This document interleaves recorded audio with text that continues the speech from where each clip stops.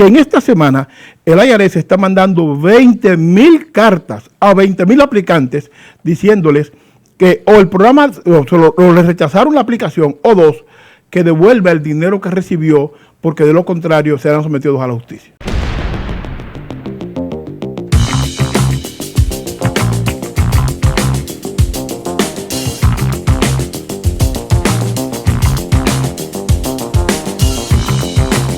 Ya estamos con nuestro invitado de aquí de el Congreso Radio Show y vamos a darle la bienvenida al señor Samuel Sánchez, quien nos va a hablar acerca de los taxes. Ustedes saben que ya viene la época por ahí, estamos a ley de un ao, como quien dice, y siempre nosotros necesitamos informaciones acerca de este proceso. Y él es coordinador Iniciativa Latina de Pequeños Negocios y vamos a darle la bienvenida al señor Samuel Sánchez. Un aplauso, como se merece. Samuel Sánchez. Muchas gracias. Un honor recibirlo. El placer es todo mío. Escucharlo a ustedes en el bloque anterior me acordó la guerra del 65, Meléndez. ¿Sí? Sí, acuérdate que la invasión, los gringos en la capital tiraban desde los molinos. Sí. El francotirador tiraba de los molinos y era un tiro muy certero. Se lambió mucho. Y entonces, cuando estaba el tiroteo en su buena, la gente decía, cuídense que están tirando de los molinos. Sí. Porque el tiro era muy preciso. Sí, eso. Y eso quedó como un refranero popular. Oh, claro. Cuídense que están tirando de los molinos. Claro. Tumbaron mucho de los molinos, pero tumbaron mucho al otro lado, allá, al Conde, esos sitios por ahí. Wow. Claro. Bueno, señores, para mí es un placer, yo estoy a sus órdenes. Cuando hablamos que usted coordina las iniciativas de los pequeños negocios de los latinos, realmente, ¿cuál es su trabajo y en qué usted puede ayudar a los pequeños comerciantes? Yo lo que soy es contador. Yo tengo una oficina de contabilidad por 23 años en el mismo lugar, en el 5030 en Broadway. Y entonces hubo un periodo a raíz de la pandemia en el que el gobierno federal facilitó donaciones, grants, a negocios, pero en esos negocios, los negocios nuestros, de un empleado, de 2, de 5, de 10 empleados, no cualificaron. Cuando llegaron los famosos PPP, se metieron los elefantes a la piscina se vació y los pequeños no tuvieron espacio para poder calificar para esos préstamos. En la segunda ronda de los PPP, que hubo 2 rondas, el presidente Biden habilitó una semana para que los muy pequeños negocios pudieran aplicar. Resulta que la cantidad de documentos y de exigencias que estableció el gobierno para ese programa eran tan complicadas para los negocios nuestros que la mayoría quedó fuera. Por lo tanto, por segunda ocasión, los grandes negocios fueron los grandes beneficiados del PPP. A raíz de esa realidad, y partiendo de la experiencia en mi oficina, decidimos impulsar una propuesta, un proyecto que permita que las autoridades federales, estatales y locales en las ciudades entiendan la necesidad de repensar qué es un pequeño negocio. ¿Qué es un pequeño negocio? Porque según la ley federal, la ley del Small Business Administration, un small business empieza con 500 empleados. Un pequeño negocio empieza con 500 empleados. Son muchos. ¿Y los otros qué son? Los 2 empleados, 1 empleado, ¿qué son? ¿Por qué? Porque la ley no fue pensada inicialmente para negocios como lo hemos organizado nosotros, sino que se supone que una persona abre un negocio pequeño, con una línea de crédito en el banco, con un payroll, una nómina establecida, con una serie de condiciones que le dan carácter de negocio formal, y nosotros en el fondo somos chiriperos de la Duarte con París, intentando sobrevivir en una ciudad que nos traga. O sea que los dominicanos en sentido general y los latinos, hispanos, han modificado el sistema de business aquí en la ciudad de Nueva York. Digamos que esa es la realidad, pero la ley no lo contempla. Y las autoridades no lo perciben. Entonces esas personas, por ejemplo, las personas que tienen un salón de belleza, muchos de ellos tienen hasta 2 peluqueras nada más, y 3 con la dueña. Otros tienen 5, como mucho quizás 7. Eso no son negocios. Y entonces, ¿eso en qué categoría cae? No tiene categoría. No tiene. Lo que nos estamos planteando nosotros es categorizar eso. Okay. Y eso incluye incluso los supermercados. Exacto. Supermercados nuestros tienen 5, 8, 10 empleados, pero no están en el marco, en el rango de lo que establece la ley para un pequeño negocio. ¿Cuál es el asunto? Que lo que establece la ley para un pequeño negocio, repito, a nivel federal, estatal y de la ciudad, es tan complicado que la gente nuestra, que normalmente da servicios en el día para asegurarse la comida del día siguiente, regularmente los negocios nuestros no tienen un cash flow, no tienen un colchón financiero que le permita garantizar su desenvolvimiento de manera regular. Lo que queremos es que las autoridades y sobre todo los oficiales electos latinos entiendan la necesidad de repensar las leyes que le dan soporte a los pequeños negocios. ¿Y qué está usted haciendo en su negocio para que las autoridades pues traten de solucionar ese problema y colocar a esas personas que tienen esos negocios en pequeña empresa o mini empresa, no sé, pero colocarlo en algún lugar? Categorizarlo. Ajá, ¿en qué ustedes están haciendo para ayudar a que eso cambie? Lo primero es entender la realidad, existe. Es aceptar primero que existe una realidad. Segundo, recategorizar los pequeños negocios. De suerte que, por ejemplo, nosotros estamos estableciendo negocios que tienen 1 a 5 empleados, debemos llamarle un nanonegocio, utilizando un término que se usa en tecnología ahora para cosas muy pequeñas, pero muy eficientes. ¿Cómo dijo usted? Nanonegocio. Como micro. No, el micro nosotros lo vemos entre 10 y 20 empleados. El nano es menor. Todavía ¿Entendiste? no llega. Sí. Correcto. De suerte que, porque aquí no existe el concepto micro, en Dominicana lo tenemos, Sí. pero aquí no existe. Entonces la idea es que podamos replantearnos la discusión y, por ejemplo, con el SBS, que es una agencia de la ciudad de Nueva York que trabaja con pequeños negocios, estamos acercándonos para que entiendan que hay que replantearse esta realidad para que estos muy pequeños negocios puedan tener acceso a capital de la ciudad, del Estado, del gobierno federal, que le permita sobrevivir tal cual lo hacen los negocios grandes. Okay. Señor Samuel, mi última intervención para que ustedes participen también. Cuando pasó la pandemia, aquí en los Estados Unidos, habían unos cuantos comerciales, publicidad, diciendo que el gobierno estaba otorgando un dinero a personas que tuvieran negocios. No sé si usted se acuerda de eso, mucha gente aplicó a través Los de... PPP que yo mencioné hace poco. Ok. Entonces, yo conozco personas que le dieron préstamos de $100,000 y lo que eran taxistas. Entonces, ¿cómo esas personas obtuvieron ese préstamo del gobierno? Esa pregunta es brillante. Primero, los PPP llegaron en medio de la pandemia y en medio del caos, del miedo y el desorden. 2, ni el gobierno federal ni los comerciantes tenían idea, el IRS, que fue a través de la agencia que se gestionó parte de ese dinero, tenían idea de cómo se iba a desarrollar las cosas.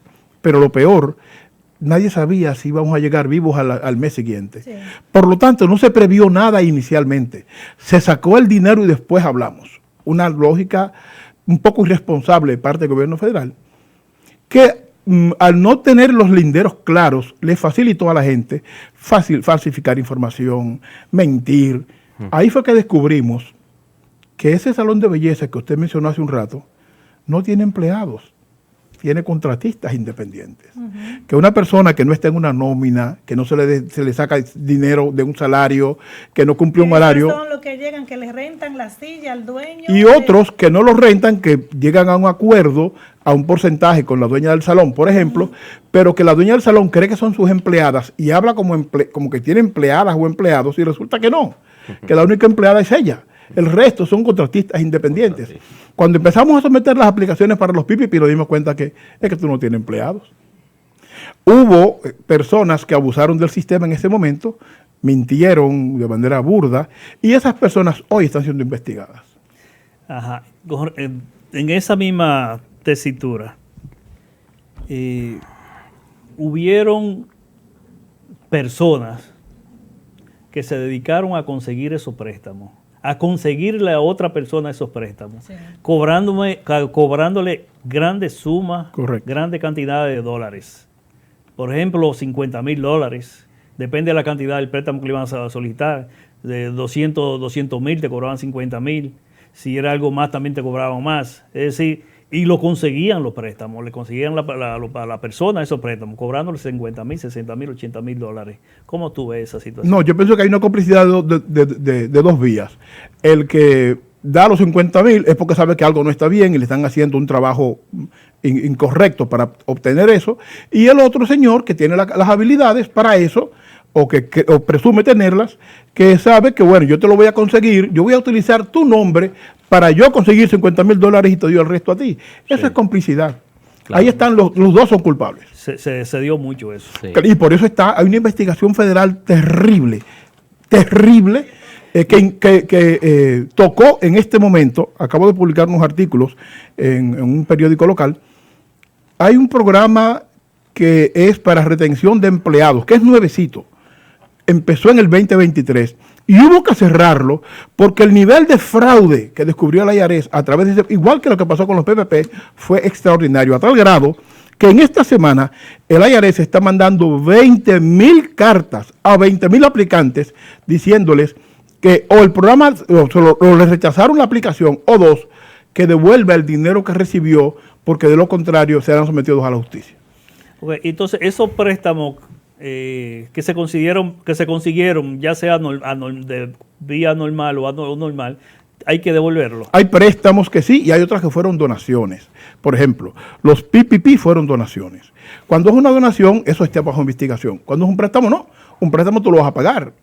No importa la cantidad y no importa lo que tú hayas hecho. Si es un préstamo, lo vas a pagar. El SBA hizo préstamos, pero el IRS, el gobierno federal, puso el dinero en el IRS para entregar los PPP, que eran donaciones. Ahí fue que hubo la mafia. Ahí fue que hubo la mafia. La búsqueda Claro, millonaria. Claro. Pero si eran Yo te- donaciones, yo entiendo que no hay que investigar nada, se lo dieron a un infeliz que lo necesitaba. es cumpliendo con requisitos. Hay que cumplir con requisitos. Son donaciones. Todo hay que investigarlo, ¿verdad, don Samuel? Sobre todo porque se partió de la buena fe. Por ejemplo, decir que en este estudio somos 5 o 6 empleados, cuando ninguno lo somos, inventarnos toda una nómina y llenar una serie de formularios fraudulentos para justificar el recibir dinero, eso no está bien. Sí, Claro, parece yo sé que no está parece bien. que los dominicanos, cuando llegan aquí, como que... Y los chinos lo hicieron. Y exacto. Y los rusos lo hicieron. Diferentes latitudes. Y no se hace Llegan nada. llegan de esos países. Sí, claro. Llegan de esos países como con esas mañas y quieren imponerla aquí. Y eso me imagino que va a tener tremendas consecuencias. Eso es así. Y yo lo escuché brillantemente su exposición. Entonces ahora me lleno de preocupación, porque aquí hay muchos negocios en ese tipo de informalidad que están irregulares. Inclusive escuchamos denuncias hace unos meses, no sé si usted recuerda, sobre el tema de un instituto duartiano, que ahora hay 2, que tenían un problema con la IRS, con un dinero de donaciones, que manejaron millones de pesos, de dólares. También se habló de un partido político, también que incurrieron en eso. Entonces, al final de la jornada, ¿tendrá el sistema federal la logística para poder investigar tantos negocios? Aquí hay grocery, aquí hay barbershop, aquí hay salones de belleza, aquí hay el que vende ahora en las calles, el informal que vende hamburgues, chimichurri. Aquí tenemos de todo. ¿Qué va a pasar? El que tiene hamburger está formalizado, porque tiene que tener una licencia. El que vende, digamos, pastelitos dominicanos, ese no. Pero el que vende hamburger tiene una licencia, está formalizado. Ese le paga a la ciudad por estar ahí en ese puesto. Claro. Y la ciudad le asigna la esquina, el lugar donde está. Tú no eliges el sitio, a ti te lo asignan. Entonces, ¿qué tan en riesgo están las personas que de buena fe alquilaron? Pero yo te voy a alquilar aquí para que tú pongas un negocio de qué cosa. Y ese negocio cometió irregularidades, cambió cosas, engañó. También el que alquiló está en riesgo. No, claro que no. Solamente es responsable la persona que firmó aceptando el dinero. Pero, ¿qué va a pasar con todo eso? Bueno, ciertamente el IRS tenía una limitación seria de personal, producto de que mucha gente se fue a trabajar en la pandemia en la casa. Mucha gente descubrió que desde sus casas podía generar más dinero trabajando por aplicaciones que trabajando para la IRS. A mucha gente le llegó la edad de retiro y se retiró. Y la IRS se vio con una crisis de personal que tú llamabas y no te respondían, no llegaban las cartas cobrando, etcétera. Mucha deficiencia.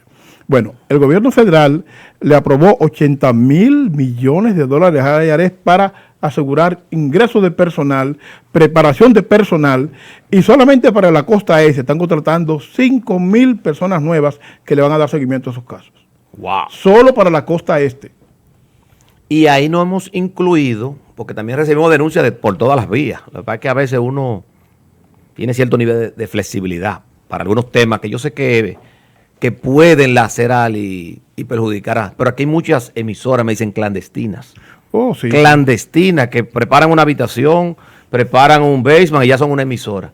Entonces, cuando también todo eso se va a investigar. No, porque ya eso es otra cosa, ya eso le responde más a la FCC. Pero lo que respecta al dinero llegado desde el gobierno federal y que se gestionó de forma incorrecta, está todo bajo investigación en este momento. ¿Y esas investigaciones, tú crees que prosperarán? Bueno, hay mucha gente ya presa y pagando condena por eso, pero ¿Usted mucha quiere decir, gente. doctor Meléndez, que no van a prosperar como en la República Dominicana? Dígame. O en la República Dominicana no prosperan las investigaciones. No, eso es lo que Pero usted hay dice. justicia independiente, ¿no? No, pero ¿qué usted que dice eso? No, allá no prospera nada. Pensé que usted estaba pensando por Allá ahí. no prospera nada, porque si no se cumplen sentencias de un alto tribunal constitucional, eso es un viene país de lo tuyo fallido. en este año. No, El 24 no, porque no es son mío. Yo hablo por los Pero miles yo- y miles pero que yo están hablo por el desamparados. tuyo, que te conozco, Sí, y sé pero- que tú te mereces que esa sentencia sea cumplida. Que se cumplan esas y todas. Porque si no tenemos seguridad jurídica ni seguridad constitucional, es un país fallido. Esa Eso es mi forma de Pero pensar. que van una adelante y otra detrás. Sí. No, es que eso debe... No se resuelven todos al Es que el mismo presidente cuando jura ante la asamblea dice, prometo cumplir y hacer cumplir la ley. Y si usted no la cumple como presidente, entonces usted cae en la tiempo. ilegalidad. Como los viejitos al paso. No es al paso, porque vamos para 4 años ya. Vamos para 4 años y que no se sabe si van a durar más de un día más después del próximo periodo. Vamos a hablar de la preparación de los taxes, que usted tiene una oficina que se dedica a eso. ¿Qué debemos de saber nosotros los ciudadanos acerca de la preparación de taxes para este año? Yo sugiero lo siguiente, si ustedes me permiten. Permítanme hablarle a los pequeños negocios en relación a impuestos, porque es un tema que se toca poco. Los taxes personales es más, digamos, más común, pero los pequeños negocios, señores, tienen unas dificultades serias. Por ejemplo, las personas que tienen contratistas independientes son aquellas personas que tú contratas para una labor específica y le pagas con cheque o en efectivo, y a final de año debe darles un 1099. Ya es tiempo de empezar a reunir esos documentos para entre el 1 y el 5 de enero su contador empiece a preparar los 1099. Las personas que tienen en nómina regular, payroll, ya es tiempo de que se acerquen a su contador, concluyan los 941, los 941, para que entre el 1 y el 5 de enero empiecen a procesarle los W2 a sus empleados. Los impuestos de negocios, los negocios nuestros, normalmente terminan el 15 de marzo, no el 15 de abril como los impuestos generales. Por lo tanto, la gente que tiene negocios, corporaciones, debe prepararse con tiempo porque el 15 de marzo se cierra su ciclo normalmente. Así que la gente con pequeños negocios reúna con tiempo sus documentos de gastos, haga con tiempo su contabilidad final y con tiempo prepare los documentos que usted le va a dar o a contratistas independientes o a empleados para que a su vez usted pueda preparar el paquete completo para los impuestos de su pequeño negocio. Tengo entendido que esa es su especialidad. Así es. Entonces, por favor, tenga la gentileza. Si alguien quiere llamarlo a usted específicamente o a su compañía, dígale a esa cámara cuál es la vía, teléfono, contacto, porque yo sé que usted es una persona muy capacitada y que haría un trabajo excelente. No, es porque que ya tengo las referencias. Muchas gracias. Bueno, nos pueden llamar al 347-595-3415, 347-595-3415, y ahí estamos a las órdenes con mucho gusto. Para orientarlos incluso, o sea, no tienen solamente que llamarnos para ir a ser clientes. Si tienen preguntas, llámenos que con gusto. Usted lo orienta gratuitamente. Seguro que sí. Excelente. Adelante, doctor. Sí, ¿y su oficina son de aquellas que solamente es abren para la zafra o es una oficina permanente? Mira, primero que ya por suerte ya no hay zafra. Eso ha ido reduciéndose bastante. Y pero segundo, hay zafra todavía. No. Y segundo, estamos abiertos todo el año. Porque somos una oficina de contabilidad, no de impuestos. Impuestos es una pata de toda la que se hace. Un rubro. Claro. Por lo tanto, estamos abiertos los 12 meses del año. Excelente. Yo he preparado taxes en diferentes oficinas que preparan taxes. Entonces, me llama mucho la atención de cómo es que se realiza este asunto de que, por ejemplo, yo estoy llenando taxes, por ejemplo, con usted. Y para prepararme los taxes, usted me dice, son $200. Quizás yo trabajé, me van a devolver dinero, ok, yo lo pago, me van a devolver. Pero en el caso de que yo no trabajé, o que lo que trabajé fue muy poco, y a veces los preparadores de taxes le cobran igual que a una persona que sí le van a dar devolución dinero para atrás. Eso no está regularizado, la gente cobra lo que quiere, a quien quiere y como quiere. ¿De qué manera funciona eso? Porque sí sé que el gobierno tiene oficina para las personas de escasos recursos que han ganado poco en el año o que quizá no han ganado nada, pero necesitan su preparación de taxes porque los hijos van para la escuela y dependiendo de eso puede ser el préstamo, la ayuda económica que el gobierno le da. Entonces, ¿de qué manera funciona eso? Porque yo veo que hay muchas oficinas preparadoras de taxes que abusan en esos cobros. Ya. Bueno, lo primero es que la ley en la ciudad de Nueva York exige tener publicada la tabla de precios. Nunca lo he Si visto usted en va a ninguna mi parte. oficina, usted va a encontrar una tabla de precios en inglés y español. ¿Oh, sí? Forma por forma, no global, forma por forma de la que se le da servicio. Segundo, el cobro por un trabajo de impuestos no está sujeto a cuánto recibe la gente o a cuánto gana la gente. Está sujeto a cuántas formas yo tengo que procesarle a un cliente. Entonces, una forma sencilla, una persona que tiene es soltero, y tiene un ingreso, digamos, pequeño, entonces hay una tabla que dice, no, usted va a cobrar ahí, digamos, $80. Ahora, si a eso se le suma 2W2, por ejemplo, o se le suma un earning con credit para el hijo, eso va subiendo de precio en función de la cantidad de trabajo que se va haciendo. Para eso hay tablas, y lo que debe hacer el cliente es, cuando llegue a una oficina, mirar la tabla y calcular, y decir, bueno, si yo cuántas cosas me llenaron, 1, 2, 3, 4, y yo pago esta cantidad. Así dicen. Y eso lo exige la ley en la ciudad de Nueva York. Es obligatorio. La oficina que no tiene esa tabla es multada hasta $1,000 por caso en su oficina. Es muy fuerte. Pues yo de ahora en adelante cuando vaya a una oficina me voy a percatar de que esas reglas estén ahí. A ver, porque nosotros los dominicanos somos pocos observadores. Quizás yo no lo he observado y realmente está ahí, porque si es por ley, la gente que no tenga esa lista ahí puede tener problemas con la ciudad en una inspección cualquiera. Claro. Voy a chequear a ver porque, les repito, no me he dado cuenta. Sí, Pregunta, ahora, está bien, adelante. dice la compañera Rita que ella ha ido a varias oficinas para que le llenen sus taxes. Y me viene a la cabeza una idea, una inquietud, de por qué muchas personas brincan de un preparador a otro buscando más dinero y lo consiguen. Explíqueme cuál es el secreto, cómo funciona eso. Mira, realmente lo que voy a decir va a sonar un poco feo, pero es como lo pienso. Dígalo. Es una especie como de chantaje en el que, por ejemplo, en mi oficina, en la mía, no se hacen estimados.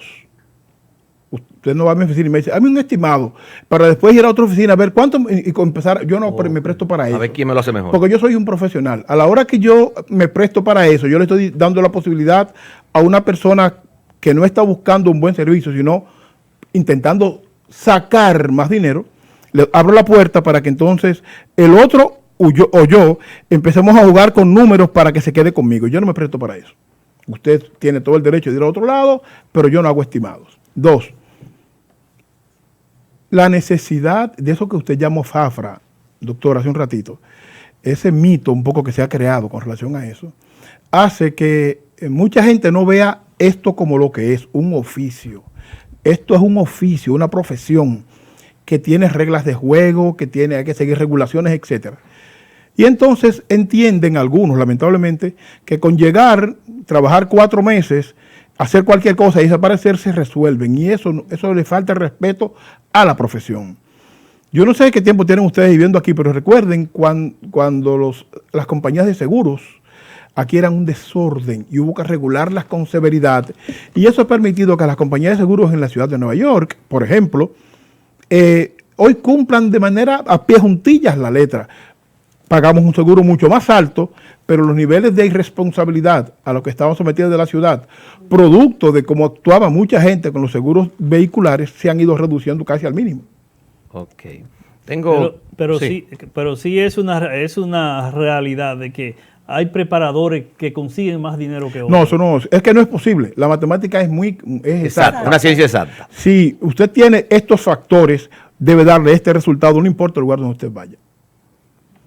Ahora, ¿No será que cuando eso pasa, que el preparador quizás no tiene lo suficiente capacidad eso para es una posibilidad. prepararlo, Eso es una y a lo posibilidad. mejor puede sacarle menos dinero. Eso es una posibilidad, pero también, no hagamos, Pero no debería, no ¿verdad? hagamos del cliente una víctima. Sí, pero hay También hay clientes que les gusta la vagabundería. Exacto. hay otros elementos, ¿verdad? No vemos eso. Hay gente que anda abajo de la manga buscando, no porque yo he oído a personas que dicen, ay, pero es que yo lo necesito. Es que la ley no te lo permite, no es que tú lo necesitas, Exacto. es que la ley no te lo permite y se acabó. ¿Me entiendes? Entonces hay un poco de todo en el mercado allá afuera. No se puede modificar lo que está establecido. Sí, y mucho menos por una condición personal. Es que yo lo necesito. Es que la ley no dice, si lo necesita, dale un crédito tal. Eso no existe. Y al final para gastos personales y cosas que no son importantes. Oiga, tengo dos preguntas en una. ¿Cómo no? La primera es la siguiente. Cuando hay parejas que no tienen hijos ni nada, una pareja, me dicen, usted me va a contestar ¿Cómo no? cuando yo haga la pregunta, ¿Cómo no? como que es más beneficioso hacer la preparación de los tases en pareja, porque cuando se hace individual como que se pierde más. Eso es una. No sé si es un mito. La otra es, si yo voy a un preparador de tases, tengo 10 años yendo con él, todo bien, y decido, no, este año no quiero hacerlo con él, y voy donde Juan, por ejemplo. ¿Es ético o es de ley que si Juan, con el nuevo que estoy, me pide documentos importantes y el otro lo tiene, el otro tiene que suministrarlo obligado? Oh, sí, claro. Es de ley. Claro. Mire, yo esos documentos pues ya voy a hacerlo con otro preparador. Él tiene que entregarme eso obligado. Claro. Ok, Empecemos por lo primero. lo primero. Una pareja casada Casada. es con documentos de matrimonio, tiene que llenar impuestos juntos, llueve, trueno, vente, y se acabó la discusión. Una pareja casada tiene que llegar juntos, tiene que llenar juntos, con hijos, sin hijos, con perrito o sin perrito. Ya. Eso no está sujeto a valoración. Hay gente que dice, no, pero es que me devuelven más. Si yo con un hijo pongo aquí, es que la ley lo prohíbe. Y se murió, quedó ahí. No hay forma de llenar impuestos a una pareja que esté casada, que viva juntos. Pues entonces yo conozco casos que se han hecho ese tipo de cosas que son ilegales, porque yo conozco una pareja que llenaban juntos y de buenas a primeras me dicen, ay, este año yo voy a llenar solo o sola porque me devuelven más dinero y lo han llenado. Claro, pero eso viola la ley. ¿Qué es lo que pasa con eso? Y es muy buena pregunta. Se corre la cosa de que se descubra al final, ¿verdad? ¿Qué tiempo tiene el IRS para investigar un caso? 10 años. Okay. Wow. Suponte que a los 9 años y 9 meses le cae el caso a un auditor y el auditor entiende que en 3 meses restantes el tiempo no le da para la investigación. Tiene derecho a pedir 10 años más para ese caso. Una prórroga. Claro, 10 años Dios más. mío. Y ahí viene la investigación. Y para el IRS no es difícil establecer eso, porque si usted archivó sus taxes casado durante 5 años y de pronto empieza a llenar separado, el IRS va a querer saber qué pasó. Tal vez no lo va a hacer en ese momento, pero en algún momento ellos van a empezar a investigar qué sucedió. A ver si se divorció, ¿verdad? Porque además hay un detalle importante. El IRS tiene clasificado los casos por zip code. Hay zonas que por el nivel de pobreza y por la cantidad de créditos que reclaman de los hijos, el IRS lo tiene bajo mayor nivel de observación. De hecho, una de las críticas que le hacen las compañías auditoras al IRS es que el 70 y tantos % de las auditorías se hacen a los taxes de pequeños ingresos, mientras que apenas 20 y tantos % se hace a los taxes de grandes ingresos. Por lo tanto, nosotros como personas que trabajamos en vecindarios pobres, tenemos un altísimo nivel de investigación, un altísimo nivel de auditoría. Así que no se duerman con eso. Pues por eso entonces que las personas ricas, millonarias, no se les descubre tan fácilmente, porque por ahí tenemos el caso del hijo del presidente Biden, Hunter Biden, que desde creo que de 2015, 2016, no estaba pagando los impuestos y debía millones de taxes. Entonces, ahora fue que vinieron a ver ellos que realmente este señor no estaba pagando sus impuestos. Ahora entiendo, por lo que usted dice, porque nos investigan a nosotros lo que ganamos menos y a ellos lo sueltan en banda, que cuando viene a ver, cuando se descubre el caso, ellos son los que deben muchos y muchos millones a la IRS. Claro, pero el IRS tiene, parece una explicación, y perdonen que si me he extendido. No, el IRS, usted va perfectamente. El IRS tiene una explicación para eso, y es la siguiente, que para mí me parece sensata.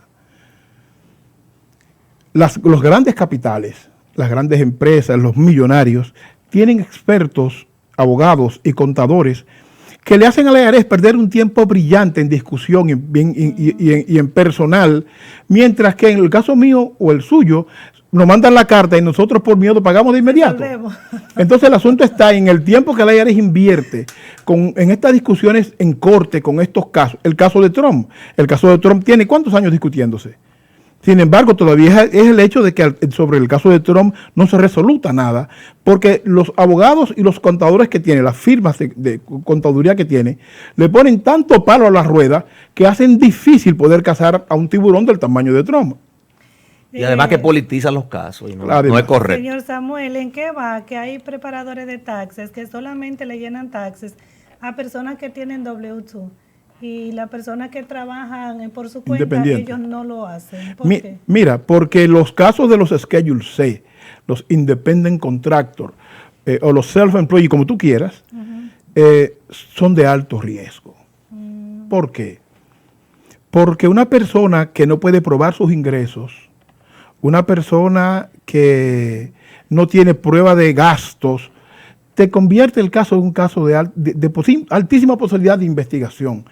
Tiene en sí mismo una bandera roja.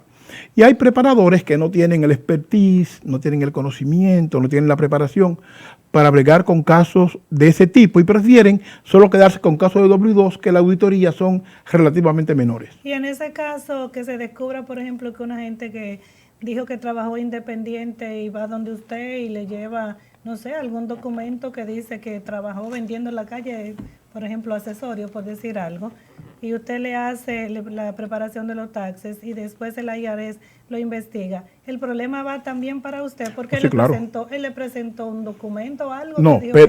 Pero hay lo que se llama due diligence. Nosotros debemos hacer la diligencia adecuada, correcta. Y esa es la debida diligencia. Claro. Perfecto. Y cuando uno no gestiona eso de manera correcta, uno es cómplice de la acción. Sí. Ahora bien, lo único que hay un procedimiento que nosotros usamos que se llama reconstrucción de caso. Eso implica sentarnos con la persona, conocer los detalles, saber qué fue lo que trabajó, porque el problema no está en los ingresos, el problema está en los gastos. En los egresos. Claro, ahí es que está el problema. Por ejemplo, los taxistas nuestros. Yo me senté con una chica taxista y que me dice que ella se ganaba $14,000 al año. Ok. ¿Cuánto tú pagas de alquiler de carro? En alquiler de carro salían 8. Entonces, ¿cómo tú pagas renta? Explícame. Cambiamos, en mi oficina se cambió la lógica. Dame los gastos primero. Y nosotros tendemos a dar muchos gastos creyendo que nos beneficia. Exacto. Y cuando yo sumé los gastos, me dio $64,000 en gastos. ¿Te está mintiendo? Entonces, no tiene lógica. Explícame los 14. Exacto. ¿Entienden la lógica? Sí. El asunto está en uno hacer la gestión correcta, la debida diligencia. Y orientar a la persona. Y orientarlo para evitar mayores dificultades. Esta mañana me preguntaba alguien en un restaurante muy temprano que qué pasa con las personas que son self, que trabajan por su cuenta, que cómo están reuniendo las cuotas para el retiro. Y esa pregunta, ojalá podamos volver al programa para hablar del retiro, el plan de retiros para las personas que trabajan por su cuenta, que no tienen retención de su salario, que no pagan Medicaid, que no pagan seguro social. ¿Qué pasa con esa persona a la hora del retiro? ¿Y cómo pueden ellos protegerse? Porque cuando lleguen a mi edad, deban tener algo guardado en el gobierno federal. Eso está excelente. Nuestra productora para que coordine otra entrevista. Yo tengo una pregunta. Por favor, hágame ese favor, anote eso. Aquí tenemos a Juan Sepúlveda Faría. Y oiga la pregunta que hace un televidente, redevidente. Dice, el asunto de los dependientes, ¿cuándo se reportan? No de los dependientes. Los De los dependientes. De los dependientes. El objetivo de los dependientes. Eso es lo que dice aquí Mira, déjame ¿Eso ver. se reporta junto? ¿Cómo es? No, ¿Ya usted me entendió? Ya, ahora Ok. sí, ya le cogí el piso. Mira, ok. los dependientes obviamente van en la planilla de quien los reclama. Los dependientes van en la planilla de quien los reclama, van juntos. Cuando usted va a preparar sus impuestos, lleva su identificación, su W2 si lo tiene, digamos que es una peluquera, no tiene W2, su licencia de peluquería, por ejemplo, o de barbero, por ejemplo, o de taxista o lo que fuese, o del daycare, lleva su licencia, lleva la información de sus hijos, de sus dependes, y lleva la información de ingresos y gastos de su negocio. Si no tiene ingresos y gastos, pues su contador o su preparador debe hacerle lo que se llama una reconstrucción de caso y conversando con usted, armar el muñeco. Pero debe llevar la información de los dependes a su preparador junto con los demás documentos. Ojo, el preparador, la ley lo autoriza a que fotocopie sus documentos. Un depende Para que puede queden las ser- pruebas. Claro. Un depende puede ser, yo sé que son los menores de edad, pero en el caso de que un joven ya tenga 18 años, pero esté en la universidad, ¿puede ser un depende? Sí, buena pregunta. Si está en la universidad full time, hasta los 24 se puede reclamar. Ok. Si dejó de trabajar a los 18 se quedó fuera. Pero si está en la universidad hasta los 24 se puede reclamar sin mayor problema. Claro, hay muchos jóvenes de estos que trabajan en verano, tienen un part-time, W2, un part-time, exacto. tienen un W2, entonces se le hace unos impuestos al niño o al adolescente o al joven y se dice que ese joven es dependiente de su papá y su mamá. Entonces se hacen dos planillas. Una para el joven diciendo que depende de esta persona y una al papá y a la mamá reclamando el depende y le dan los créditos al papá o a la mamá. Ok, perfecto. Bueno, nos apunta la producción que, doctor Meléndez, esto se va rápido. Se va rápido. Que ya nosotros hemos terminado por hoy, pero ahí está su cámara, señor Samuel, para que usted hable con nuestra gente que nos están mirando ahora, donde usted ofrece los servicios y sus informaciones. El mensaje final. Mira, bueno, primero es que la idea nuestra es servir, esencialmente servir, y que reducir al mínimo la posibilidad de que la gente que pase por nuestra oficina la auditen, y para eso hacemos mucha conversación, mucha gestión, tanto para negocios como para los taxis individuales. Si la gente nos localiza en el 347-595-3415, 347-595-3415 y las personas que desarrollan instituciones sin fines lucrativos también nos pueden llamar, que también le damos servicios con mucho gusto. Doctor, Bueno, antes de irnos, No, estamos en la etapa final de la entrevista, muy fructífera, por cierto, y muy Yo interesante. tenía una preguntita, pero ya Sí, estamos llegamos cerrando. al final, nosotros la producción nos dice que él va a volver otra vez. Claro. Se quedaron muchísimas preguntas. Sí, Muchas. le damos Sí, la muchas gracia al señor preguntas. Samuel. Tiene una invitación permanente aquí cada vez que quiera dar algún tipo de información a la ciudadanía. Tiene unas casas, tiene un canal, tiene una planta que puede venir a expresarse. Muchas gracias. Así es que buenas tardes a todos, es el final del programa. Esperamos mañana que estén con nosotros mañana a la misma hora, como dicen por ahí, por el mismo Canal. Vaticanal. Así es que pasen Bueno. todos buenas tardes. Gracias. Bye, bye.